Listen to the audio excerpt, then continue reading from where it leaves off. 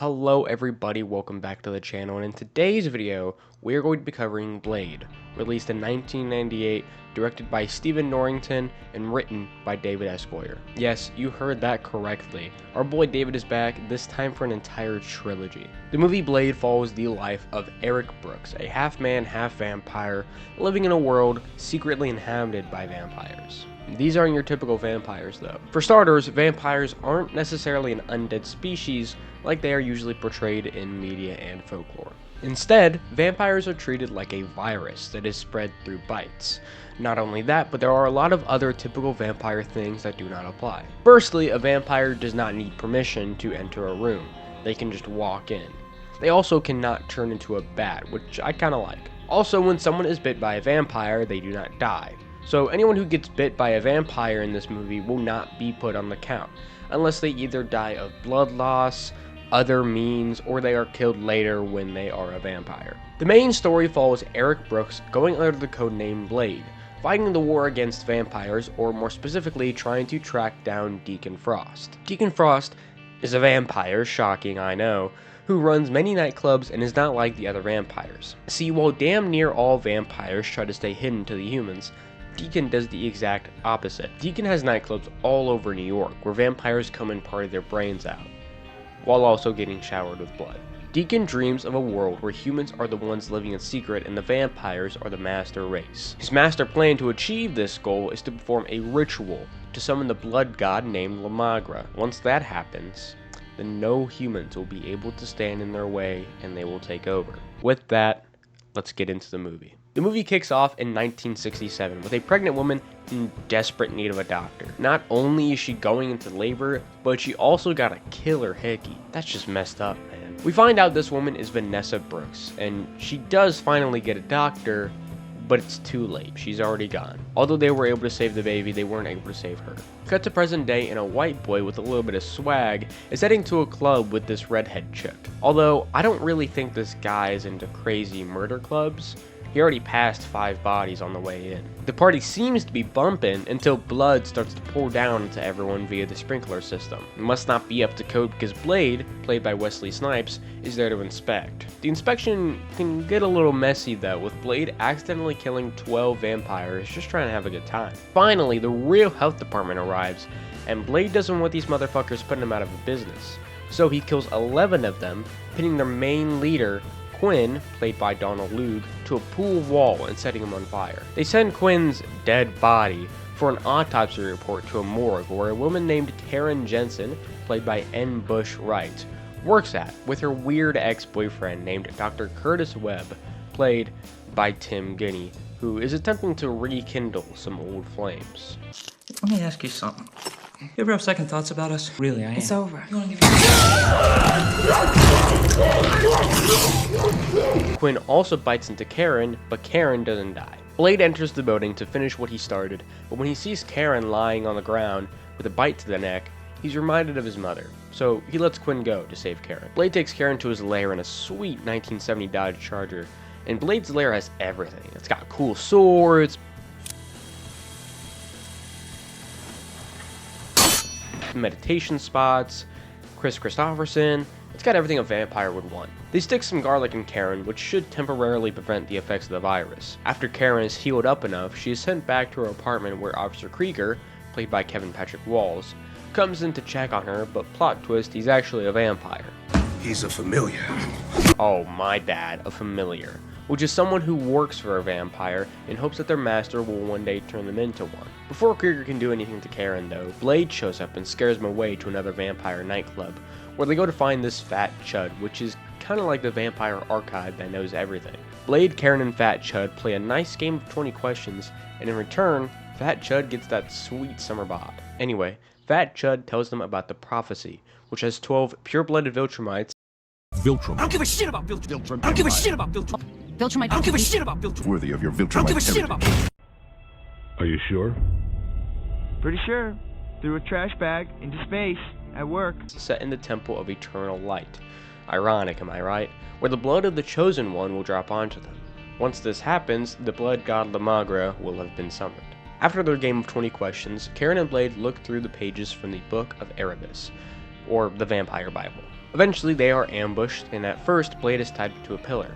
But the GOAT Abraham Whistler, who is Chris Christopherson's character, shows up, busting down a wall and mowing down 7 vampires. The 3 escape onto a subway system, where Whistler leaves through a sewer grate, while Blade and Karen are still up above ground fighting off vampires. During their escape to the subway, Blade shoots 4 vampires, and during the fighting, Blade shoves 2 vampires in front of the train, bringing our total count to 42 kills so far. Blade and Karen get away with the footage of the ritual, and since Krieger had to go and fuck everything up, Deacon Frost, played by Stephen Norrington, bites into him very deep. Well, at least he'll turn into a vampire like you wanted, right?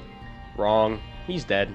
Back at the hideout, Whistler tells Karen about his past as they are trying to develop a cure for Blade. You see, Blade has a problem. Blade is starting to become more and more like an actual vampire, in the sense of he's starting to get the thirst.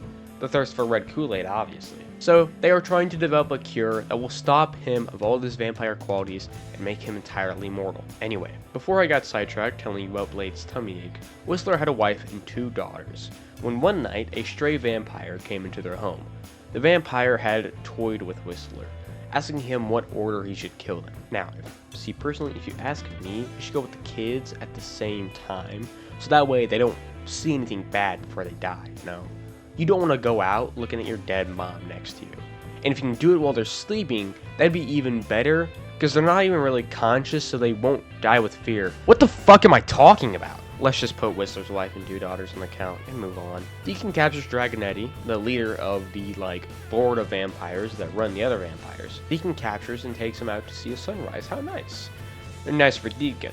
Unfortunate for Dragonetti though, because he forgot his sunblock, so he burns to ash right there on the shore. Blade and Deacon meet up at the park to discuss terms, with Deacon holding a little Asian girl hostage. Deacon offers Blade a truce, and he declines, so Deacon chucks the fucking little Asian girl into a hot dog cart and then into traffic. Blade is able to save her in time, however. While Blade is discussing terms with Deacon, Karen is experimenting with potential solutions for Blade's craving for Capri Suns, and finds out that EDTA, when exposed to vampire blood, causes the blood to explode. While Karen and Whistler are having a chat and attempting to figure out solutions, some vampires start to raid the lair.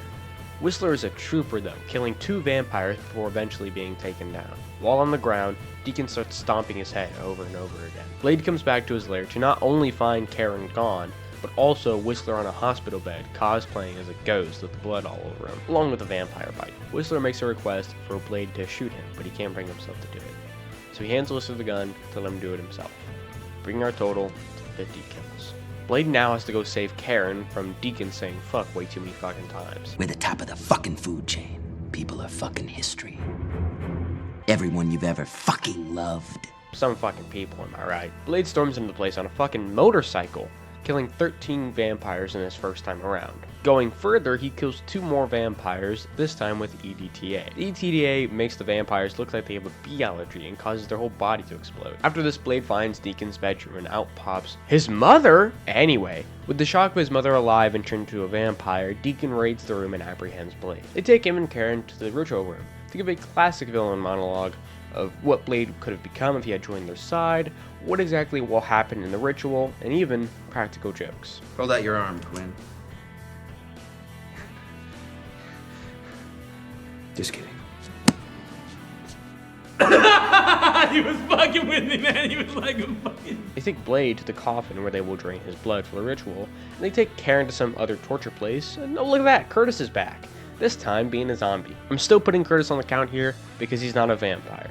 If he was a vampire, then he wouldn't be dead, but he's a zombie, so he is dead. Karen escapes though, using the bones of a past victim of Curtis. At the coffin, Blade's mom is getting a little close to Blade's lips there. What is it with parents touching their kids super weird like with the kill counts I've done recently? Anyway, they begin the draining process, and one of the pure-blooded vampires they have for the ritual is talking some smack and gets a sword in his chest from this Emma Frost looking motherfucker. Karen lets Blade out of the tomb, but not only is he dying of blood loss, but his thirst has already nearly entirely consumed him. Lucky for them though, the Kool-Aid Man busts through the walls yelling, "Oh yeah!" and lets Blade just chug his inner fluids. So now he's on X Games mode. His mom enters the room and they begin fighting, so Karen sneaks off to attempt to stop the ritual. She sneaks up on this one guard, stealing his shotgun and shooting him in the head with it. Blade and his mom's fighting conclude though, ending in him stabbing her in the heart with a wooden stake. The ritual continues with all 12 pure-blooded vampires turning into ash, and skeleton bats coming out of their mouths. With this, the ritual is complete. Deacon has now been possessed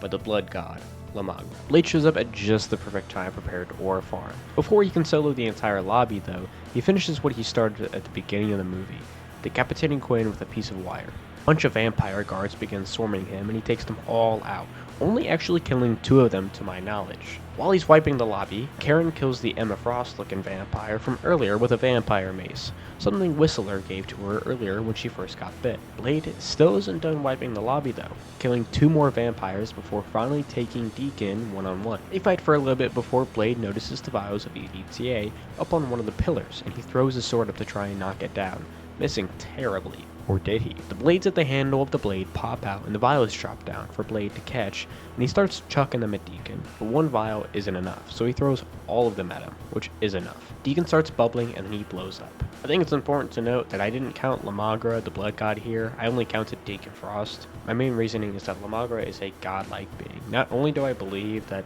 it would not simply die from EDTA, it was also merely a possession. Lamagra was just simply using Deacon's body as a physical host rather than a real living body.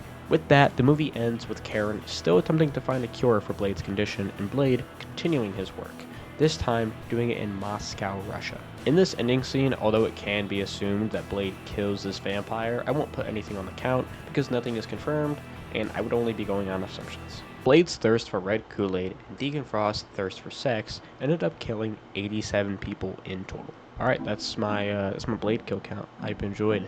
I want to explain the change in scenery. First off, I got LED lights. They're brand new, so that's cool. Anyway, so okay, here's what happens. Right, Blade comes out. Bunch of vampires swarm him. He kills 2 vampires. Those are kills 82 and 83. While this is happening, Karen kills the Emma Frost vampire, and that is kill number 84. And then Blade kills 2 more vampires, and those are kills 85 and 86. For some reason, in the original script and even in the original notes, I did not put kills 85 to 86 in the script or even on the count. I don't know why. I guess I must have missed them. But I'm sorry. I really am. I'm sorry. I made 2 errors in 1 video. It's unprofessional of me. I'm sorry. I will try my hardest to not make it happen again.